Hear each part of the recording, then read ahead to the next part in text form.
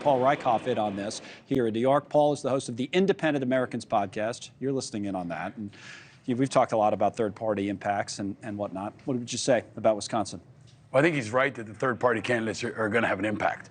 And I think he's wrong about not knowing where it's going to go. I think it's going to impact Kennedy's going to pull from Trump. We've talked about that for weeks. I think you see that continue to unfold in different states. And he's right about COVID voters. If you feel like Trump and Biden didn't go hard enough on COVID, Kennedy's going to be your person, and he's going to take away from some people. And you're right that students, the more liberal, the young people, are going to go to Jill Stein. They're going to go to Cornel West. There's another piece that actually I want to focus on. Sure. I don't think America is weak.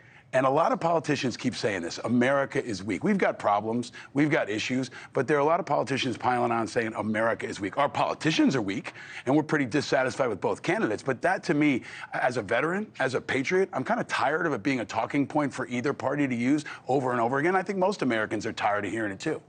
So there is, though, to your point, a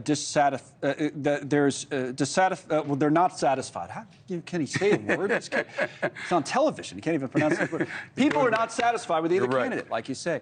So does that play out, though, in a place like Wisconsin on the left wing? Because you kind of went right past the Cornel West or Jill Stein effect. I mean, he might be right. It doesn't take much in a state like that. No, he's right. I mean, you and I have talked about this for months now, right? Cornel West, Jill Stein are getting more and more of the left wing extreme, tend to be the extreme part of the Democratic Party, even beyond the Democratic Party, and young people who are focused on Gaza, the so-called undeclared. But also they're going to be a Trump protest vote. They want to send a message to Biden, and they want to kind of give a middle finger to the entire system. That's a lot of these people that are falling in all those different camps, but most independents continue to be without a candidate. That's where, at the end of the day, they're going to hold their nose and they're going to pull the lesser of those 5 evils, and who that ultimately is going to be, we'll see. Right now, it looks like it's trending toward Trump. We don't even know who's an independent besides you, but how many real independents are out there. But we could put it up at the Axios thing. I've talked about it a few this week. This whole idea, you probably saw it, 6% of the voters in 6 states decide the whole thing, meaning that, you know, there's like 250 million of us that are eligible to vote, and almost none of us matter. But if you think about that, and the 6 states, the only one of the swing states they don't include is North Carolina because they say it's lean R, maybe. But the other states, Wisconsin's one of those. You start to think about that. It's really, really interesting because a lot of those people voted for a candidate, one of these candidates last time, they just don't like that candidate. So I was going to say it's on the other side. It's true, too, right? For Trump, people who, you know, like I had Chris Sununu on last week, and he doesn't like anything about Trump, but he's still voting for him.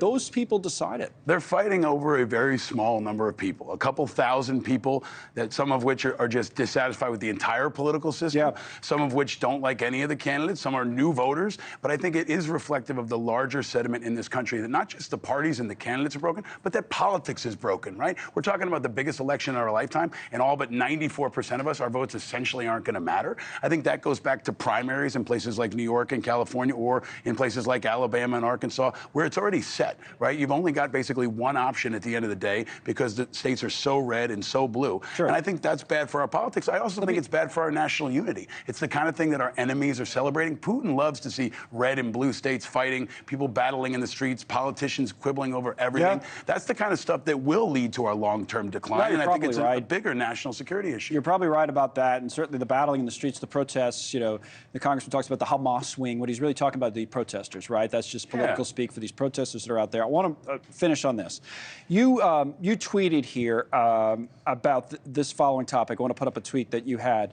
Desecrating a war memorial, you write, is not a way to start a conversation or to get folks to support your protest. Maybe this is a teachable moment, especially to the young protesters. Tell us about what you were alluding to right there. So some of the radical protesters in New York defaced the World War I 107th Memorial on Fifth Avenue here in New York. It's a memorial that was dedicated to the doughboys, the infantry grunts of World War I, the people who fought for the right for people to protest, the people who fought and died, many of them, for the right to have free speech. So for these protesters to jump up there and throw a Palestinian flag on the memorial, write Gaza on the side, deface it, is bad for their protest. It's also illegal, right? And they should be arrested. They should be held accountable. The mayor's even putting up his own money to try to hold them accountable. But I think we have to show show protesters there's a right way to do it and there's a wrong way to do it. Free speech should be protected. Everybody should have the right to protest. But don't go across that line. Don't break the law. And don't deface a war memorial dedicated to people who gave you that right to protest. Makes sense, yeah. Paul's actually sticking around for our next segment, which I'll tell you about in a second. But I do want to encourage you to check out his podcast. The new episode is up, Independent Americans. He speaks to a Navy veteran